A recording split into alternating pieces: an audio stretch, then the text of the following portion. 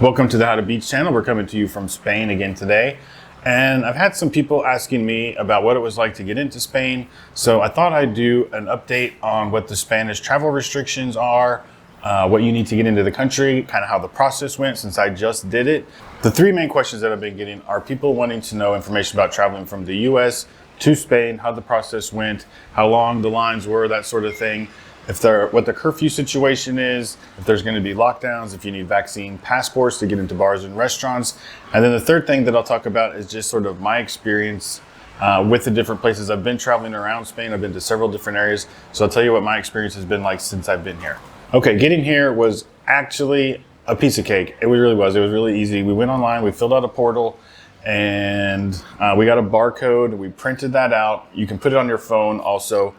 But we went ahead and printed it out just so that we were sure that we had it with us in case a battery died or a phone malfunctioned or whatever. I always feel safer having a printed version. Maybe I'm just old, but that's how we did it. So we flew on American, which connected through Iberia. And American has been sort of known to be strict on a lot of these COVID things, checking things when you get onto flights, not letting people onto flights. So we didn't have any problem. They didn't ask for any vaccine passports or any portal barcodes or anything. When we boarded the plane, we flew from St. Thomas to Miami, connected out of Miami straight to Madrid.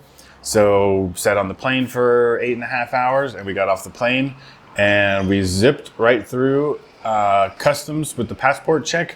We went through the US line because even though my wife is European, if one person has a European passport, one person has a US passport. Sorry for the loud motorcycle. I hooked up the lavalier mic hoping it would block out some of this external noise. It is Spain. We are in Calpe. It is noisy. I think he's almost gone. Now I lost my train of thought. Oh, so we zip through the passport line, and then after you go get your passport checked, you go around. There's just a few people standing there. We handed them our barcodes. They scanned them and said, "Have a nice day." And we were out the door of the airport. Very quick, very easy, no problems. One thing I noticed when Puerto Rico first started doing this, they did it the same way. You gave them, and the Virgin Islands also, you gave them your barcode with your portal and they scanned it and you were on their way. Now they actually compare your portal information to your passport or your ID to check that the names match. They didn't even do that in Spain. I don't think they figured that out yet. We were one of the first people to get into Spain because it had just opened up. We've been here for about a week already.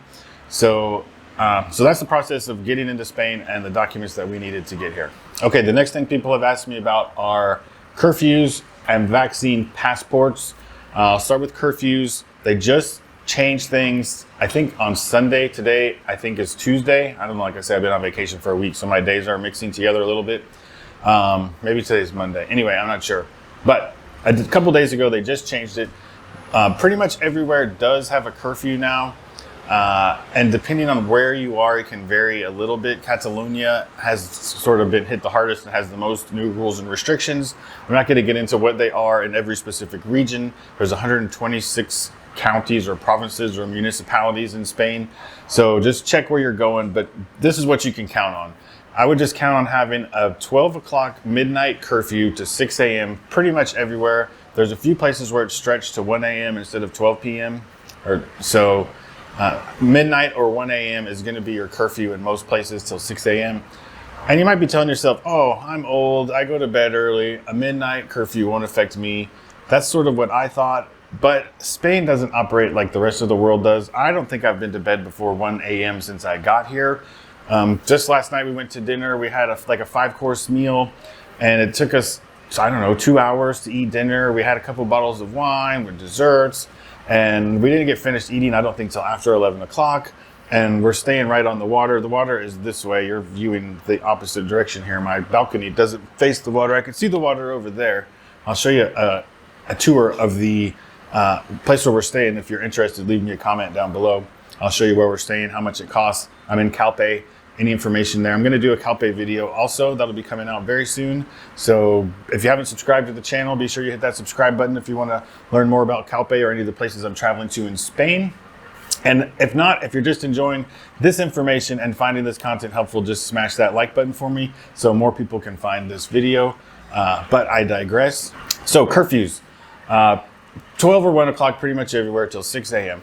That's the deal on curfews. Check, and they say they're going to revisit these new rules every week. So this is for at least a week.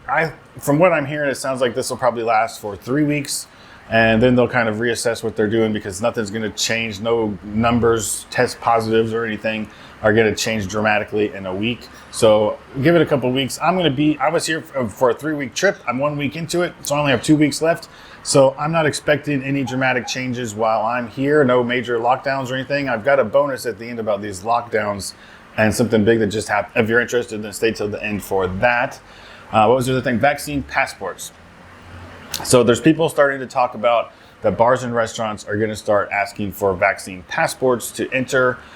Spanish citizens have a barcode on their phone for their vaccine passport, if that's what you want to call it. Americans have a little slip of paper that we carry around with us. I clipped mine to my passport. So they haven't started requiring vaccine passports yet. I don't think they're going to anytime soon. They talked about it in the government here, and it sounds like it got squashed pretty quickly. So I don't think that's something that you're going to have to worry about. But like I say, since I'm going to be here for 3 weeks, getting the most up-to-date information is important, and trying to figure out what the rumor mill is saying about what might be coming down the road. So I don't really anticipate anything changing drastically while I'm here. So that's very good, because we were wondering before we came. Okay, so I'll give you quickly like a little bit about where I've been in Spain so far, what my experience has been, just sort of the lay of the land and like the manners and what people expect when you're in bars or restaurants or walking around on the streets.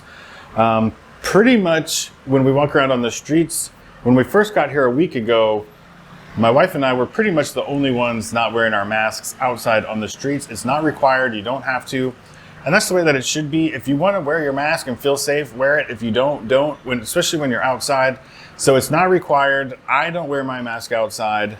If you get into a big group of people, if you're standing in a line or something, maybe you want to do it out of courtesy for people that are in close proximity to you, but you're not required to. So going into any sort of establishment, a bar, a restaurant, a shoe store, a mall, if you're indoors, you have to wear a mask. So anytime you're indoors, you wear a mask, and it's the same stupid rules everywhere on the planet. I think these days, it's in St. Thomas, it's the same way. When you go into a bar or restaurant, you put your mask on, you walk 10 feet, you take your mask off, you sit down, you order your food, you have drinks, you laugh, you have fun, you talk with your friends and family. If you want to stand up and go to the bathroom, you put your mask on, and then when you sit down, you take it back off. You're not allowed to be at the bar, standing at the bar still in Spain. That is closed, but bars and restaurants are open. And I haven't seen anything about decreased capacities. So the bars and restaurants have been pretty full. Then most of them have outdoor seating. So if you're a person who is a little bit leery, there is outdoor seating available in most places as well. Okay, so my wife is from Burgos, which is about 2 hours north of Madrid. If you haven't been there, you need to go check out the cathedral there. It's one of the best Gothic cathedrals on the planet.